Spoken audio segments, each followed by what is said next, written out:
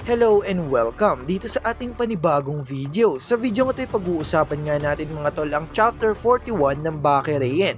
At sa chapter nga na to ay makikita na naman natin etong pagiging tatay neto ni Yujiro Hanma dito kay Jack. Dahil nga sa chapter na to mga tol ay matutunghayan natin etong pag-aalala neto ni Yujiro dito sa kanyang anak na si Jack Hanma. Pero bago nga natin simulan yan ay pakipindot muna etong like at subscribe button para na rin sa pag-unlad sa ating munting channel. At tara, simulan na natin.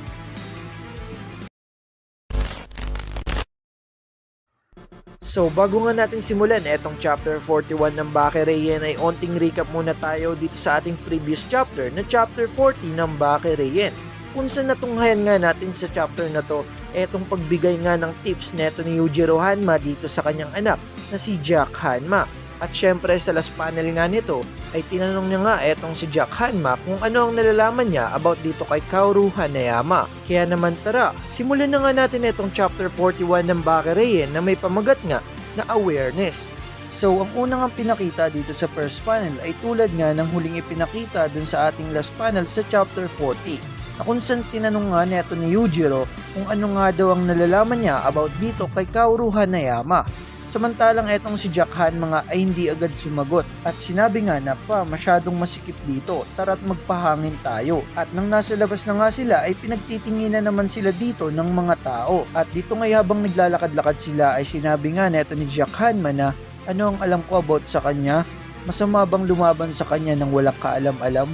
So lumalabas nga dito mga tol ay walang pakialam etong si Jack Hanma kung gaano nga ba kalakas etong si Hanayama. At dito ngay nanahimik muna etong si Yujiro at maya-maya nga ay bigla niyang sinabi na nagmula pa talaga sa kanya na etong si Hanayama nga daw mga tol ay isang lalaki na hindi nga daw pangkaraniwan. At sagot nga dito neto ni Jack Hanma na oo nga, may mga tao talagang ganyan, mga lalaking nabubuhay sa isang mundo na lampas na sa katwiran. At dagdag pa nga dito neto ni Jack Hanma na sa katunayan pa meron ako ditong isang magandang halimbawa. Ngunit hindi nga ako sang-ayon sa ideyang ito. At dito nga sinabi niya na etong kanyang halimbawa, isang mundo na lampas sa katwiran. Ang ganitong uri ng idea ay nagmumula lamang sa kakulangan ng pananaliksik. Ano mang kaya ng katawan ng tao ay hindi nga may tuturing na lagpas nga sa katwiran. Lahat ay bumababa sa impormasyon. Ang impormasyon ay walang puwang para sa mga pantasya.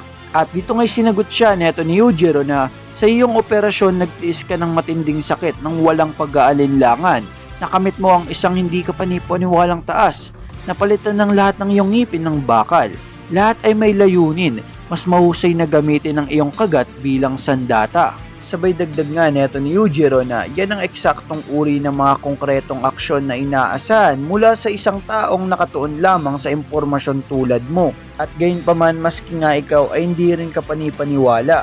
At dito nga'y sinabi pa neto ni Yujiro Hanma etong training hours neto ni Jack Hanma na kinagulat nga neto ni Jack. Na kung saan training nga daw ng 30 hours sa isang araw. At dito nga in-explain nga rin neto ni Yujiro kung paano yun. Na kung saan kung hindi nga daw purong fantasy sa pagtaas nga daw ng intensity o focus, ay makakakuha ka ng resulta na katumbas nga daw ng 30 hours sa loob lamang ng 24 hours. So lumalabas nga mga tol, kung gusto mo nga makuha etong 30 hours training ay kailangan mo rin mag-training ng 24 hours. So ganun nga ang ginagawa dito neto ni Jack Hanma. Yun nga etong kanyang training hours. At dito nga sinabi pa neto ni Yujiro na ito nga daw ay pamamaraan na ginagamit ng lahat. At dagdag nga neto ni Yujiro na walang kaiyan, walang kakabahan at hindi rin to dapat ipagmalaki. Pero duda ako na gagawin niya yan. Kaso nga lang daw na alam nga ni Hanayama na pinanganak siyang malakas. At dahil dito nakaramdam siya ng obligasyon. Ang mismong obligasyon na yon ay ang kanyang lakas din ng kanyang sarili. At dito ngay nanggaling na kay Yujiro Hanma na para nga daw sa mga ipinanganak na malakas ay ang pagsasanay nga daw ay isang duwag na kilos. Sa madaling salita, may pambihirang kumalayan siya sa kanyang sariling lakas. At dito ngay patuloy lang naglalakad etong mag-ama. Sabay tanong nga dito neto ni Yujiro Hanma na kung ano nga daw ba ang plano neto ni Jack Hanma para ma-counter etong matibay na paniniwala nga daw sa kanyang sarili neto ni Hanayama. Sabay dagdag nga neto ni Yujiro na grabe yun kung makita mo. Lakas din ng kanyang grip, sobra. Parang kung pipigayin niya nga yun ng todo, sapat na ang kanyang lakas para durugin ang kanyang sariling kamay. At nagulat nga etong si Jack Hanma dito sa sinabi neto ng kanyang ama. At dito ngay bigla nilang tumawa etong si Jack Hanma at sinabi niya nga dito na sige, kukunin ko yung kanyang kamao na nakasara at dudurugin ko yan sa pagitan ng aking mga ngipin. At gigil na gigil nga dito etong si Jack Hanma. At dun nga nagtatapos etong chapter 41 ng Baki Reian. So sobrang solid nga ng chapter na to. Dahil dito talaga natin na-confirm na nag-aalala nga etong si Yujiro Hanma at binibigyan niya talaga ng tips o idea etong si Jack Hanma para sa kanyang paparating na laban. At dahil nga sa napansin ko sa chapter na to ay mag-iiwan ako sa inyo ng katanungan mga tol. So para sa inyo ba, totoo nga ba etong mga sinasabi neto ni Yujiro Hanma na kinikilala niya nga na malakas nga talaga etong si Hanayama? O kaya naman mga tol ay binibigyan niya nga lang ng motivation etong si Jack Hanma?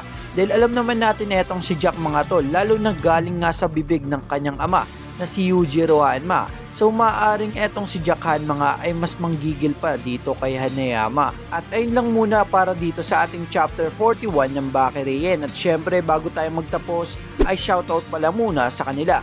Maraming salamat sa panonood at pagsuporta sa ating YouTube channel. Sobrang na-appreciate ko kayo mga tol. Kaya naman kung nagustuhan mo nga ang ating video ay pakipindot na ang like at subscribe button. At kung meron kang theory, idea, thoughts about dito sa anime na Baki or sa iba pang anime, ay pwede mo nga i-comment yan sa baba ng ating video at malay mo magawa natin yan ng video in the future. At hanggang dito na lang tayo, maraming salamat sa panonood mga tol. Peace out!